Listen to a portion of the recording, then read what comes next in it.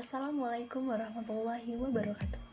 Perkenalkan, saya Fahmanisa Fauzia dan Kenalkan, nama saya Fatia Putri Andini. Kami dari kelompok 2 mata kuliah Studi Al-Quran, jurusan Pendidikan Islam Anak Usia Dini, Fakultas Tarbiyah dan Keguruan, UIN Sultan Syarif Qasim Riau. dalam video kali ini, di sini kami akan menjelaskan materi tentang Al-Quran sebagai kalam Allah. Yang pertama, pengertian Al-Quran sebagai kalam Allah. Kalam atau perkataan Allah Subhanahu wa Ta'ala yang diwahyukan kepada Nabi Muhammad SAW melalui malaikat Jibril dengan lafal dan maknanya. Al-Quran sebagai kitab Allah menempati posisi sebagai sumber pertama dan utama dari seluruh ajaran Islam dan berfungsi sebagai petunjuk atau pedoman bagi seluruh umat manusia dalam mencapai kebahagiaan hidup di dunia dan di akhirat. Al-Quran menurut bahasa artinya bacaan. Di dalam Al-Quran sendiri ada pemakaian kata Quran dalam arti demikian sebagai tersebut dalam ayat 17-18 surah Al-Qiyamah yang berbunyi Bismillahirrahmanirrahim Inna alaina jam'ahu wa qur'ana fa idza qara'nahu fattabi' qur'ana, yang artinya sesungguhnya atas tanggungan kamilah mengumpulkannya di dadamu dan membuatmu pandai membacanya. Dan apabila kami telah selesai membacakannya, maka ikutilah bacaannya itu. Yang kedua, nama dan sifat Al-Quran. Allah menamakan Quran dengan beberapa nama, di antaranya 1. Al-Quran. Al-Quran ini memberikan petunjuk kepada yang lebih lurus. Quran Surah Al-Isra ayat 9. Yang kedua, kitab. Sesungguhnya telah kami turunkan kepadamu sebuah kitab yang di dalamnya terdapat sebab kemuliaan bagimu. Surah Al-Anbiya ayat 10.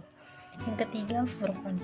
Maha suci Allah yang telah menurunkan Al-Furqan kepada hambanya agar dia menjadi pemberi peringatan kepada seluruh alam. Surah Al-Furqan ayat 1. Yang keempat, zikir. Sesungguhnya kamilah yang menurunkan Al-Quran dan sesungguhnya kami benar-benar memeliharanya. Yang kelima, tanzil. Dan sesungguhnya Al-Quran ini benar-benar diturunkan oleh Tuhan semesta alam. Surah Asy-Syu'ara ayat 192. Sifat-sifat Al-Quran. Allah telah melukiskan Quran dengan beberapa sifat, di antaranya 1. Nur atau cahaya. Hai manusia, sesungguhnya telah datang kepadamu bukti kebenaran dari Tuhanmu, dan telah kami turunkan kepadamu cahaya yang terang benderang. Surah An-Nisa ayat 174. Yang kedua, huda atau petunjuk, syifa atau obat, rahmah atau rahmat, dan mau'izah atau nasihat.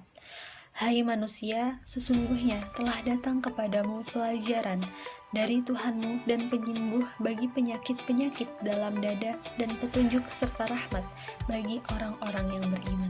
Surah Yunus ayat 57. Yang ketiga, mubin atau yang menerangkan. Sesungguhnya telah datang kepadamu cahaya dari Allah dan kitab yang menerangkan. Surah Al-Maidah ayat 15. Baiklah, di sini saya akan melanjutkan apa yang telah disampaikan saudari Fahma tadi. Jadi di sini kita masuk ke arti wahyu dan cara wahyu turun kepada para rasul. Yang pertama, arti wahyu. Wahyu merupakan kalam atau perkataan dari Allah yang diturunkan kepada seluruh makhluknya dengan perantara malaikat ataupun secara langsung. Wahyu di sini merupakan sumber risalah dan support dakwah Islam bagi Rasulullah SAW. Yang kedua yaitu cara wahyu turun kepada para rasul. Nah, di sini ada 7 cara wahyu yang turun kepada para rasul. Yang pertama yaitu berupa mimpi, dan ini merupakan permulaan turunnya wahyu kepada Rasulullah SAW. Yang kedua berupa sesuatu yang dibisikkan oleh malaikat terhadap jiwa dan hati beliau tanpa dapat beliau lihat. Yang ketiga berupa malaikat yang berwujud seorang laki-laki lantas mengajak beliau berbicara hingga beliau memahaminya dengan baik apa yang dikatakan. Yang keempat berupa bunyi gemerincing lonceng yang datang kepada beliau serta diikuti oleh malaikat yang menyampaikan wahyu secara samar. Yang kelima berupa malaikat dalam bentuk aslinya yang dapat dilihat langsung oleh beliau. Yang keenam berupa wahyu yang diwahyukan oleh Allah kepada beliau, yaitu saat beliau berada di atas langit pada malam Isra Mi'raj ketika diwajibkannya sholat dan lainnya. Yang ketujuh berupa perkataan Allah kepada beliau tanpa perantara malaikat. Baiklah, selanjutnya kita masuk ke perbedaan Al-Quran dengan hadis qudsi dan hadis nabawi. Yang pertama, Al-Quran. Al-Quran adalah kalam Allah yang diturunkan kepada Nabi Muhammad SAW dan yang membacanya dianggap ibadah.